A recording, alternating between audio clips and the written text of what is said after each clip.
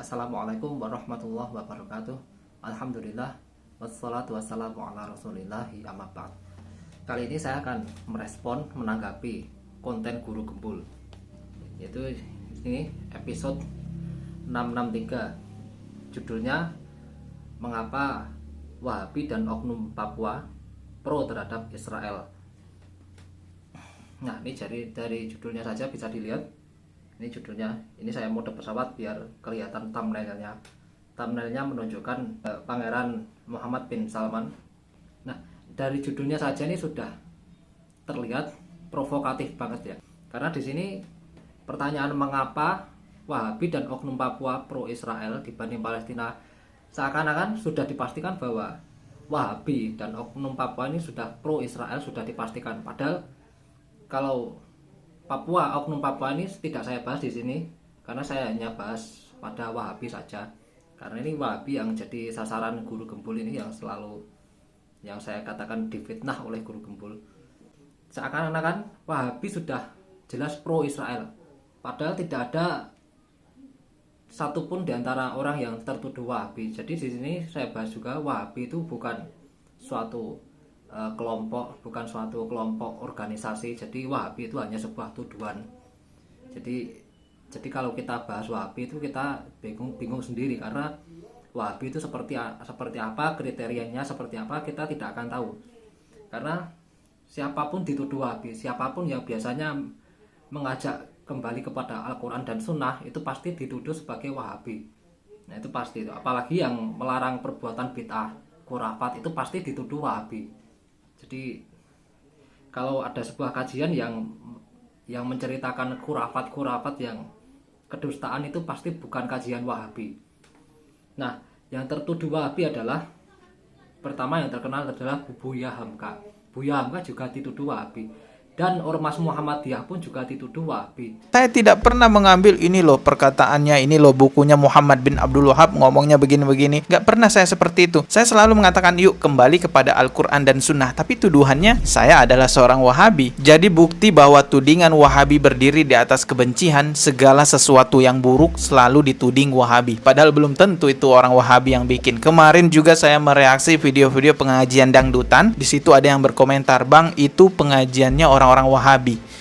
Ya Allah, subhanallah. Coba lihat, benarkah itu pengajiannya orang Wahabi yang ada dangdutan di dalamnya? Kenapa Anda menuduh itu Wahabi? Jadi segala sesuatu yang buruk pasti dituduh Wahabi. Maka sebenarnya ini menjadi tanda tanya besar. Siapakah yang membangun tudingan-tudingan Wahabi di atas kebencian beredar luas di masyarakat? Ini ngeri banget soalnya teman-teman.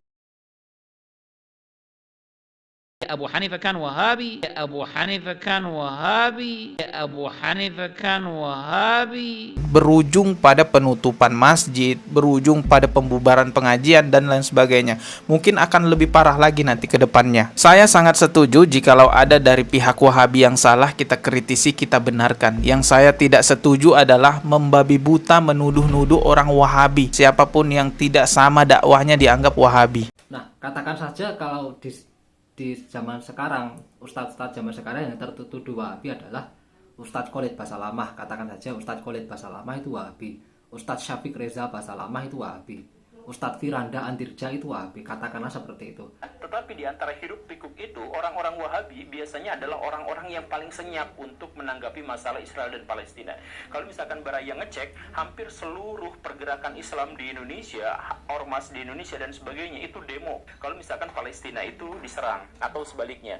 Nah, tetapi di antara semua ormas-ormas, di antara semua kelompok-kelompok manusia di dunia, yang biasanya menutup rapat-rapat mulut mereka itu adalah kelompok yang namanya Wahabi atau yang biasa disebut sebagai Wahabi.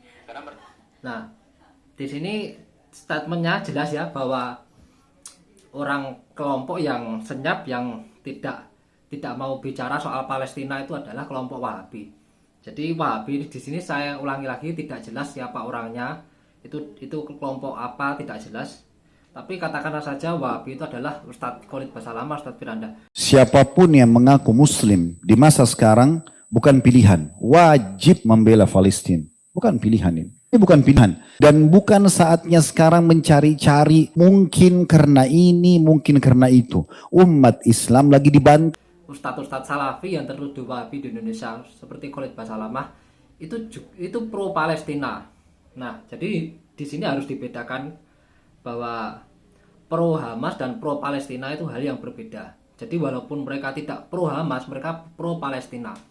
Apakah mengapa mereka pro Israel? Dan ini tuduhan Guru Gembul yang sangat picik ya. Jadi Guru Gembul ini orangnya picik sebenarnya. Jadi tuduhan seperti ini tuh sangat picik, mulai jadi dari judul, dari tuduhannya, isi konten videonya ini yang berdurasi 15 menit 30 detik ini membahas tentang Papua dan juga Wahabi dan tentang Arab Saudi. Mereka, apakah mereka pro terhadap Israel karena mereka tidak membantu Palestina? Jawabnya tidak tahu, itu urusan negara. Dan itu saya rasa Guru Gembul tidak perlu ikut campur ya urusan negara. Dan itu ada undang-undang dan itu negara-negara yang dinaungi oleh PBB. Jadi itu urusan diplomasi, urusan negara. Jadi saya rasa Guru Gembul tidak perlu ikut campur mengurusi urusan yang bukan bidangnya.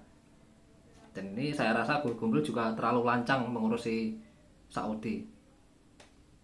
Nggak tahu gimana kalau seandainya Saudi tahu konten dia ini. Pernah nggak gitu benci aja langsung. Jadi misalkan baraya gini, kakak sekarang gitu ya. Terus ya, ini tujuan yang lebih buruk lagi nih. Ketika agama dalam konteks ini, misalkan aliran yang namanya Wahabi itu sudah sejak awal melakukan sumpah janji bahwa mereka sehidup semati akan mendukung Saudi, dan Saudi sumpah sehidup semati akan mendukung Wahabi, maka sekarang apapun yang dilakukan oleh Saudi itu pasti kelompok Wahabi itu akan mendukungnya. Baraya cek aja langsung. Jadi misalkan Baraya gini, Baraya jelek-jelekan orang Mesir, mereka akan diam biasa-biasa aja. Baraya jelek-jelekan pemerintah Indonesia, mereka akan diam dan baik-baik saja, senyum. Tapi kalau misalkan Baraya ngejelekin atau mengkritik pemerintah Saudi, itu marahnya luar biasa. Cek kalau nggak percaya. Nah, ya karena memang sudah terikat. Nah, di sini ini fitnah kedua ya. Jadi banyak fitnah sekali. Ini fitnah kedua yang dilontarkan Guru Gembul kepada orang-orang Salafi di Indonesia yang tertuduh sebagai Wahabi. Jadi mereka dibilangnya kalau Saudi dicaci maki, mereka marah. Tapi kalau negaranya sendiri, negara Indonesia, negara lain, Mesir dan seterusnya, mereka diam saja. Jadi mereka seakan-akan sudah dikontrak untuk membela Saudi. Dan ini tuduhan yang sangat tidak berdasar.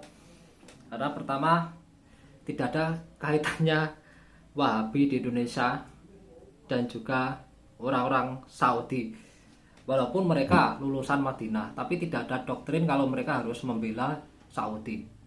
Tapi kalau membela Mekah Madinah itu ya, dan terbukti bahwa Mekah Madinah sampai sekarang suci dari kesyirikan, terbebas dari kesyirikan. Karena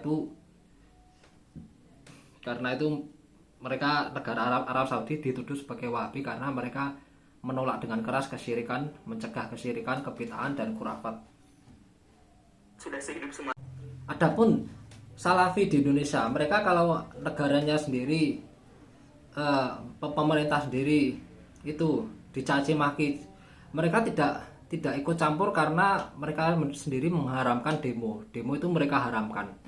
Jadi ini mereka tidak demo terhadap pembelaan Palestina, tidak demo terhadap penolakan Israel karena mereka itu mengharamkan demo. Jadi demo itu mereka anggap sebagai qati'ut thariq, yaitu pemotong jalan. Jadi itu diharamkan karena mengganggu jalan.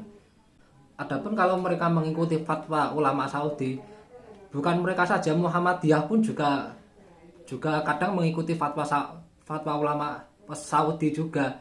Jadi makanya Muhammadiyah juga dituduh sebagai Wahabi. Ini demikian video saya tentang Guru Gembul.